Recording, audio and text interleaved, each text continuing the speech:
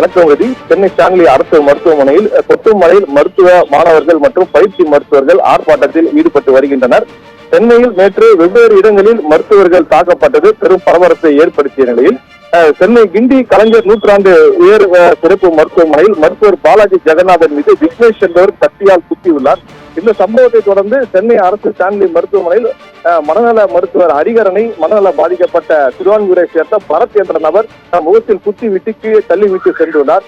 இந்த இரண்டு வெவ்வேறு சம்பவங்கள் நேற்று சென்னையில் பெரும் பரபரப்பை ஏற்படுத்திய நிலையில் இது குறித்து பல்வேறு இடங்களில் மருத்துவ சங்கங்களின் மருத்துவ மாணவர்கள் நேற்று முதல் போராட்டத்தில் ஆங்காங்கே போராட்டத்தில் ஈடுபட்டு வருகின்றனர்.